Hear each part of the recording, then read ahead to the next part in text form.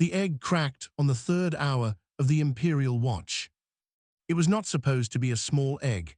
Royal clutches never produced small eggs. But the 13th shell, the one placed farthest from the nest's heat core by simple geometry and bad luck, had always been a little pale, a little quiet. The Imperial hatchkeepers had noted it in their logs and said nothing because there was nothing to say. All eggs cracked eventually. This one cracked, and the sound that came out of it stopped every living being in the hatching chamber cold. A cry. Not a hiss, not a growl, not the sharp, proud bark that a Drakvan hatchling was supposed to announce itself with. A cry, high and thin and continuous, like something small and frightened and lost. The kind of sound that had no place in the Imperial records. The kind of sound that had no name in the old Drakvan tongue because it had never been needed. The hatchkeepers stood very still. The palace guards stood very still. High Consul Selra, who had attended 41 royal hatchings across 3 centuries of service, stood with her claws folded behind her back and her eyes fixed on the pale little creature curled in the broken shell, and she did not move at all. The hatchling cried. It kept crying. Emperor Vrakan arrived within the hour. He was a creature of immense age and immense gravity, and the room arranged itself around him the way planets arrange themselves around a star. He looked at his 13th heir for a long time without speaking. Then he asked his healers what was wrong. They tried everything that first day. Sound frequencies tuned to newborn Drakvan nerves, thermal wraps pressed from the finest materials in the Empire, ancient ritual chants that had calmed hatchlings for 1,000 generations, mineral broths offered on the tips of careful claws. The hatchling refused all of it and kept crying. The second day was worse. Word moved through the palace the way bad news always does, fast and low and without mercy. By the time it reached the outer courts, it had already grown a second story. The air was cursed. The air was broken. The ancient omen of the broken clutch had come at last. Selra had that rumor burned out of 3 attendants' careers before midday and still could not stop it from spreading. By the 3rd day, the Galactic Concord feed was running. It was not Vrakan's choice to make the chamber visible. It was Selra's, a calculated move, because the only thing worse than the Empire seeing the heir cry was the Empire seeing that the Emperor had no answer. If the Concord could provide one, the weakness became a moment of magnanimous openness.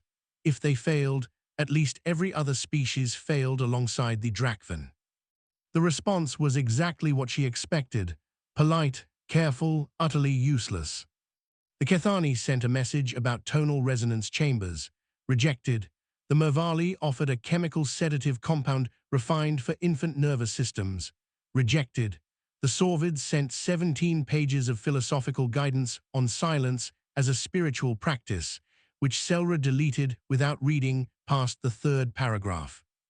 No one came in person.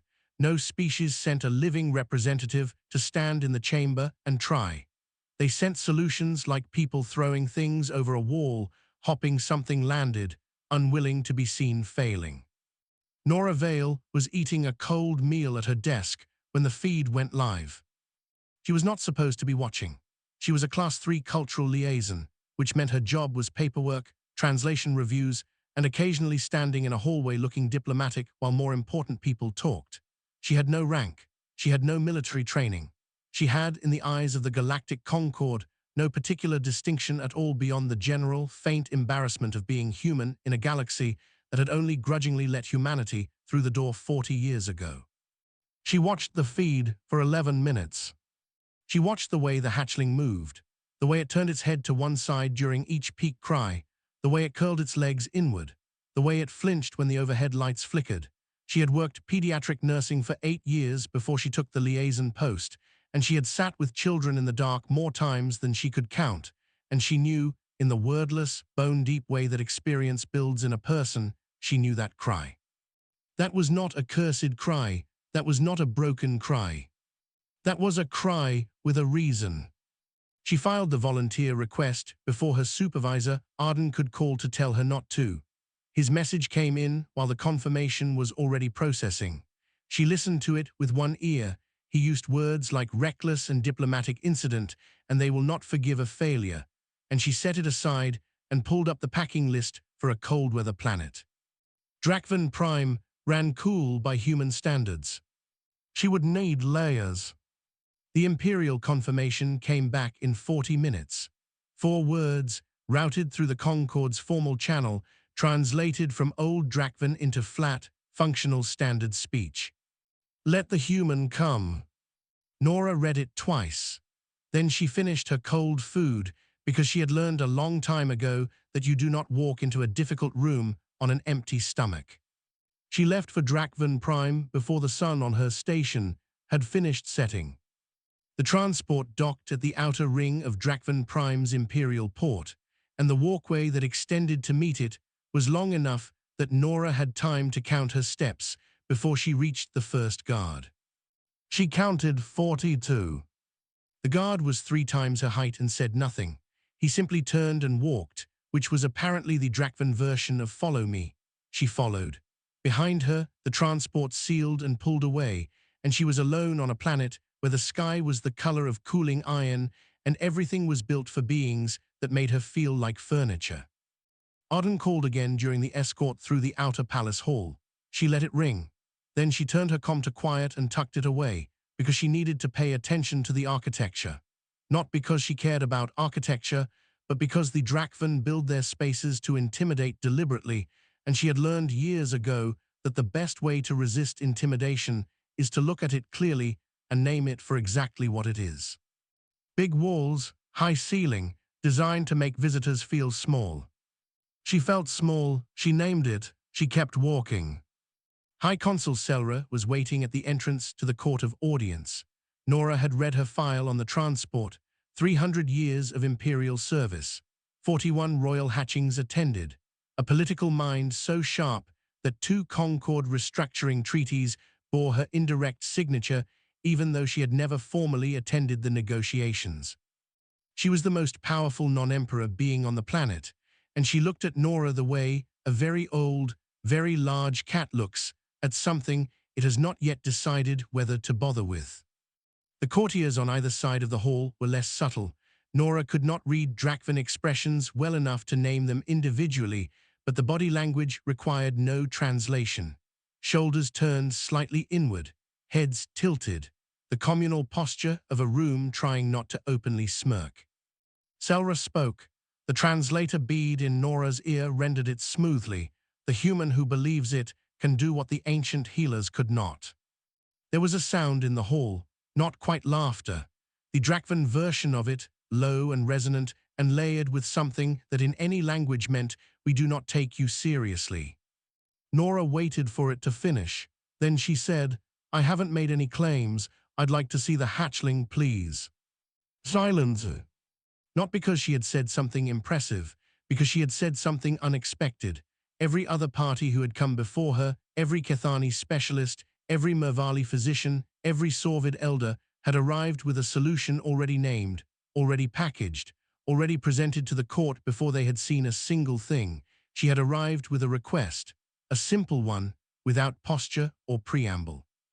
At the far end of the hall, Emperor Vrakan sat on a seat that was less a throne than a geological feature. He had not spoken. He watched Norah from that distance with the focus of something very old and very patient, and after a long moment, he made a small gesture with one claw. Selra led her to the hatching chamber. Warden Orath fell in behind, a broad, quiet soldier with the look of someone who had been assigned an unpleasant task and intended to carry it out professionally. The corridor narrowed as they descended, and the sounds of the palace dropped away, and then the door at the end opened, and the crying filled the air like something physical. Norah stopped just inside the door. She did not rush to the hatchling, she did not kneel dramatically. She stood, and she listened, and she looked. And she let 30 seconds pass without doing anything at all, which seemed to confuse Orath considerably. The chamber was bright, overhead panels running at full imperial luminosity. The hatchling was in a padded nestling at the center of the room, pale scales catching the light, small body curled and shaking with each cry. There were the remnants of various attempted interventions around the edges, sonic emitters, thermal pads, small bowls of rejected broth. Norah pulled out her personal comm and opened a plain timer function. She watched the hatchling. She started counting the rhythm between the loudest cry peaks. She noted the way the head turned left each time. She noted the full-body flinch that came at irregular intervals when the overhead lights hummed. "Orath, what are you doing?" "Norah, counting." Orath stared at her. "Counting what?" "The pattern." She did not look up. Every cry has a pattern. The pattern tells you what the cry is about. Another silence. Then Orath said, with the tone of someone being very careful not to be openly rude, "The Imperial healers observed the hatchling for 3 days." "I know." She pulled up a contact on her comm and pressed call. "I'm going to talk to someone. Is there a quieter corner I can stand in?" He pointed to the left wall. She moved there. The call connected. Dr. Levi Strand, xenobiologist, currently stationed on Concord Hub 7, blinking at her from the tiny screen with the expression of someone who had been woken from a nap. She described what she saw in plain, precise terms: cry rhythm, head position, flinch pattern, the rejected food, the rejected warmth, the lighting conditions in the room. Orath watched her from across the chamber. He had guarded this room for 3 days. He had watched healers and priests and specialists of every kind move through it. None of them had stood quietly in a corner and talked to someone on a comm like they were reporting symptoms to a colleague. He did not know what to make of it. "The hatchling cried." Norah listened to Strand, nodded twice, said yes, "That's what I thought," and ended the call. She walked back to the center of the room and looked at Orath. "I need the lights reduced by about half," she said, "and I need something soft and warm that was used in the original clutch nest, whatever was closest to the eggs when they were laid." Orath looked at her for a long moment. "Why?" he said. "Because I think I know why it's crying," she said, "and I want to test it before I tell anyone, so that if I'm wrong, I'm only wrong once."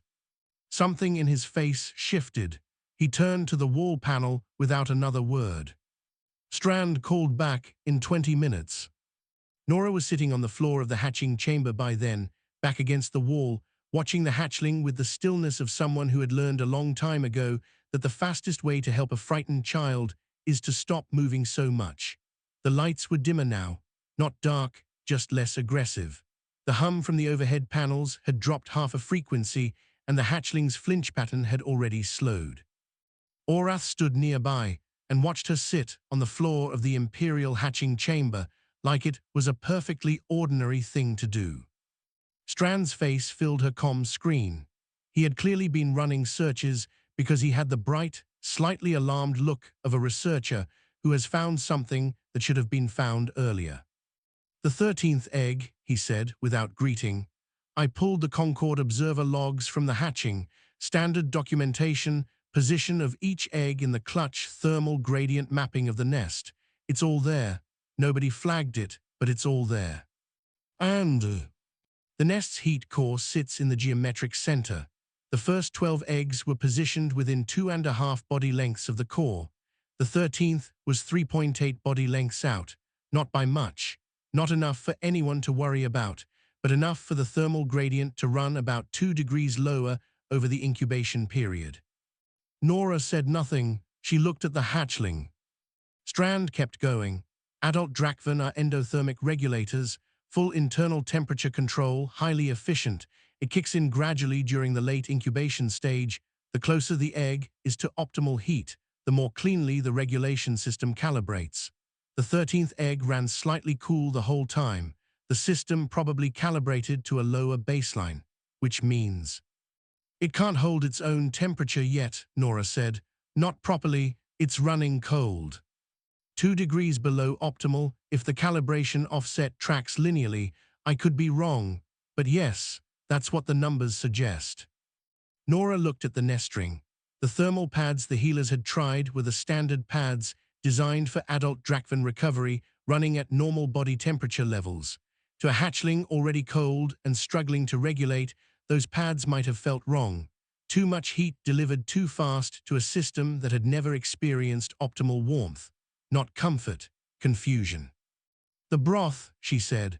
Would a cold-calibrated digestive system struggle with standard temperature feeding broth? Strand made a sound. Probably yes. If the gut temperature is running low, the enzymes wouldn't be at full activation. It might have felt uncomfortable, maybe even painful. She closed her eyes for 1 second. 3 days. 3 days of well-meaning, expert intervention that kept offering the right things in the wrong way to a body that needed something gentler and slower and more careful. Levi, she said, what's my core temperature right now? He blinked. Human standard, 37 Celsius, give or take. And what's optimal for a young Drakvan hatchling? A pause while he checked. 36.5 to 38.5, depending on age and developmental stage. She stood up from the floor. Orath watched her cross to the nest ring. She stopped a body length away and looked at the hatchling, who had not stopped crying but whose cries had softened fractionally since the lights had dimmed. Its pale scales moved with each breath. Its small claws were tucked against its chest. Its eyes, when they opened between cries, were the pale gold of new metal. Orath, she said, the material you brought me from the original clutch nest, is it the same material the egg rested on? He had placed it on the edge of the room, a folded piece of dense, fibrous cloth, dark and warm-smelling, cut from the nest lining. Yes, he said, from the inner layer. She picked it up. It was heavier than she expected. She wrapped it slowly, loosely, into a long-form fold. Then she sat down on the chamber floor again, deliberately, quietly, and she placed the folded nest cloth across her lap. What are you doing? Orath asked. Humans run at 37 degrees, she said. That's inside the hatchling's comfort range. I'm going to offer it a heat source it doesn't have to fight against, slow, steady, wrapped in something that smells like the nest it came from. She reached out one hand toward the hatchling, not grabbing, not lifting, just open, still, close enough to feel. The hatchling cried. She waited. 30 seconds, a minute. The hatchling turned its head. The pale gold eyes found her hand. The crying did not stop, but something in the rhythm of it changed, one note lower, one beat slower. The hatchling shifted. One small claw reached out and touched the edge of her wrist. Orath forgot to breathe. Norah moved slowly, the way she had learned to move in hospital rooms at 2 in the morning when a child had been crying for hours and the parents were hollow-eyed and helpless. She lifted the hatchling with both hands, careful, supported, the nest cloth cradling its underside, and brought it against her torso. The warmth was immediate. She could feel it, the way she used to feel it with small patience. The transfer of heat, the settling of a body that had been cold for so long it had forgotten what warmth felt like. The hatchling shuddered. The crying cracked, broke, fell into something ragged and uneven. And then, by degrees, like a tide going out, it stopped. The chamber was silent for the first time in 3 days. Orath stood very still. He was a soldier. He had served the imperial court for 30 years. He had stood in this room through 3 days of expert failure and imperial tension and the low, grinding weight of a dynasty holding its breath. He looked at the human sitting on the floor with the royal heir asleep against her chest, and he had absolutely no idea what to say. So he said nothing, and the silence held. The silence spread the way the crying had. It moved through the palace in a different shape, faster, quieter, and heavier. An attendant outside the chamber door heard it first, or rather, heard the absence of what had been there for 3 days. He stood for a moment making sure he was not imagining it, and then he moved. Word reached Selra in 11 minutes. She did not believe it. She came to the observation window herself, walking quickly through the corridor with her claws clicking on the stone floor, because if the hatchling had simply paused between cries, she wanted to be there when it started again, so she could deal with whoever had filed the premature report. She reached the window and looked through. The human was sitting on the floor. The royal heir was asleep. Not sedated, not silent from exhaustion, asleep, properly deeply, with the slack stillness of a creature finally at rest. Its small chest rose and fell in the slow rhythm of genuine sleep. The pale gold eyes were closed. One claw was curled loosely around the human's thumb. Selra stood at the window for a long time. Then she walked to find the Emperor. Vrakan was in the inner study, receiving reports from 3 different sectors simultaneously, which was how he passed most of his hours. He could focus on multiple things at once with a precision that made his advisors tired just watching. He heard Selra enter. He did not look up until she said nothing, because Selra always said something, and her silence was its own kind of message. He looked up.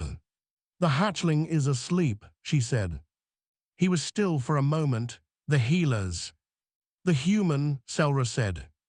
He set down everything he was holding. The walk to the hatching chamber took 4 minutes. Vrakan did not walk quickly, he never did, because he had learned across 3 centuries that running toward things is how you arrive without your judgment. But he walked with purpose, and the palace arranged itself around him accordingly. He reached the observation window, and he looked through it, and he was quiet for a very long time. The human was exactly as Selra had described, sitting, calm, the hatchling against her chest in the nest cloth wrap, breathing the long breaths of deep sleep. The lights were lower than standard. The room was warmer than standard. Small adjustments, quiet ones, that no one from the outside looking in would have thought to make, because they were not the kinds of adjustments that came from training. They came from watching. Vrakan entered the chamber. Norah heard the door. She looked up and went very still, the way anyone goes still when the largest and most ancient authority they have ever been in a room with walks through a door. But she did not stand, because standing would have required moving, and moving might wake the hatchling, and so she stayed on the floor and met the Emperor's eyes from several feet below his eye level and simply held his gaze. Vrakan lowered himself to one knee.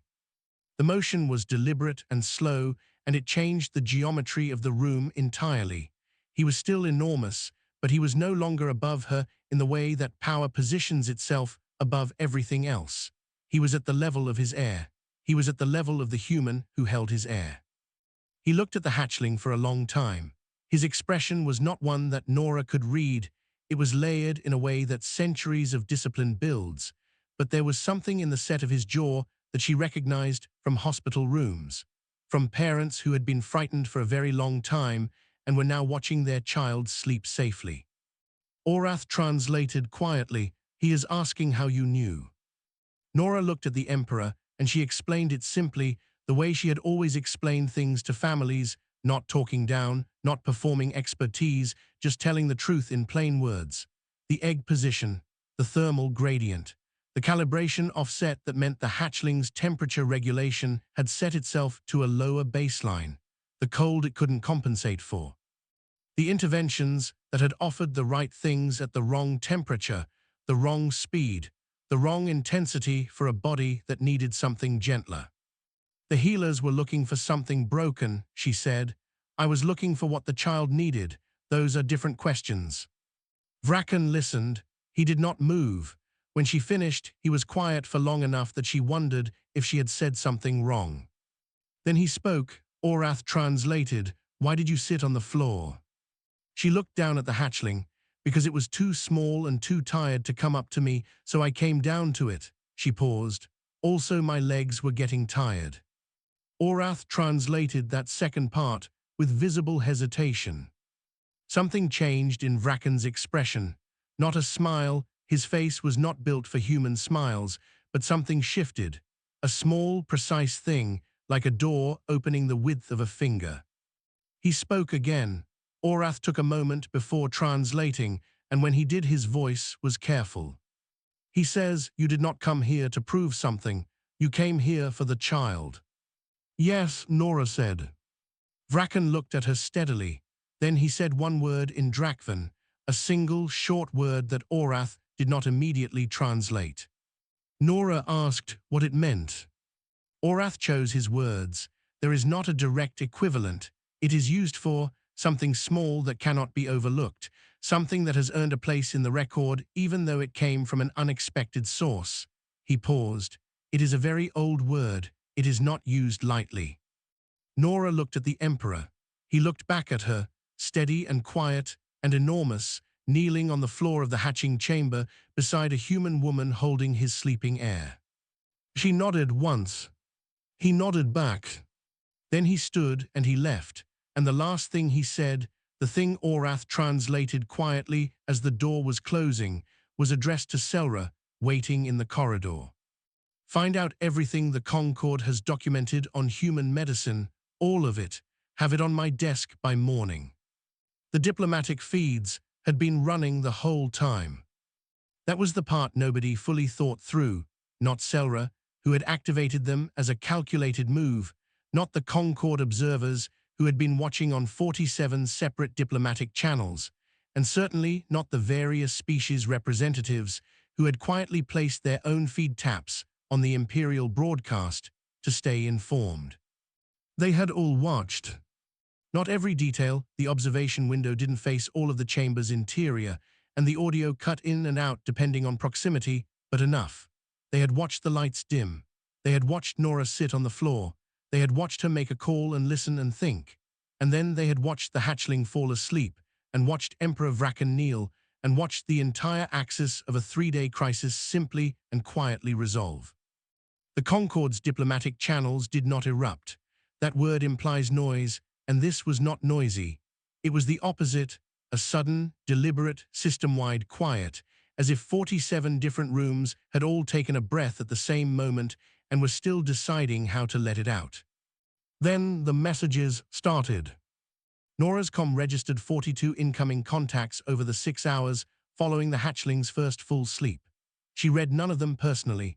She was still in the chamber, managing the hatchling's first feeding attempt with Strand on the line walking her through temperature-adjusted broth preparation, which was fiddly and slow, and required the cooperation of 3 Drakvan attendants who were visibly uncomfortable taking instruction from a human, but doing it anyway because the Emperor had told them to. The feeding worked, slowly, carefully, but it worked. Arden was the 43rd message. She picked that one up. He sounded like a person who had prepared to be devastated and had not been. The Kethani want a formal consultation, he said, without opening with anything else. They have a developmental condition in their colony hatchlings on the Outer Rim settlements. They've been treating it for 6 years with no improvement. They want to know if we have someone who can look at it.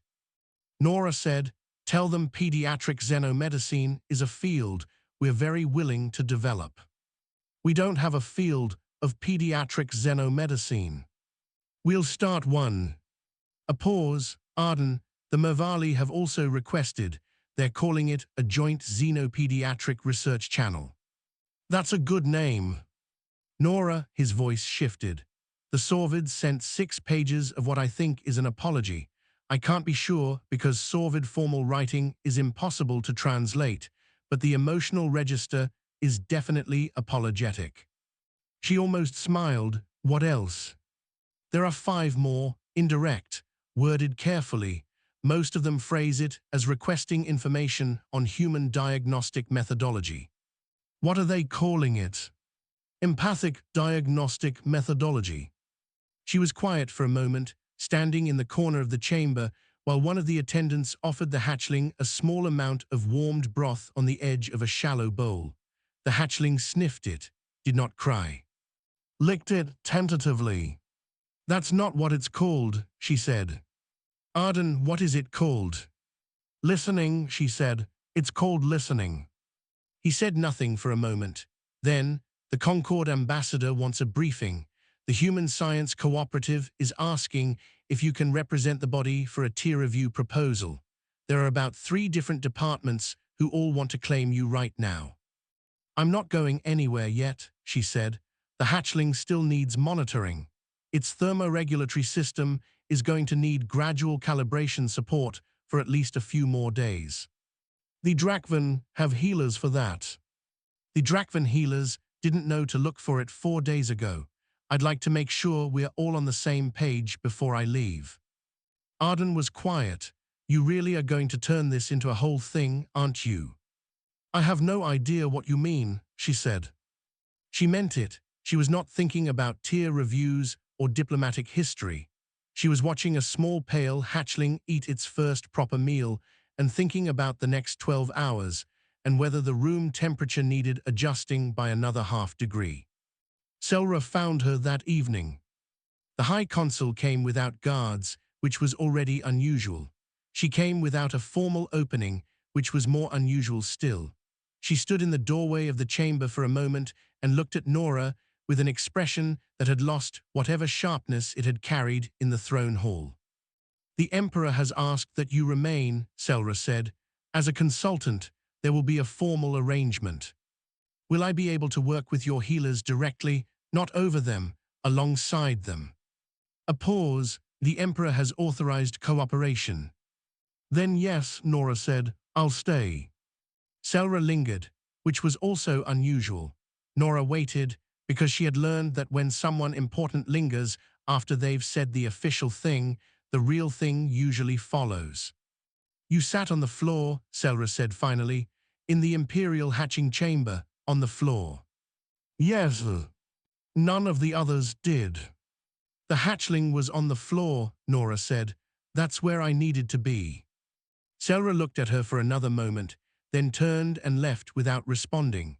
But as she passed through the door, she paused for just a second, a small, almost invisible hesitation, and Norah had the sense that the High Consul was a woman processing something she had not expected to need to process.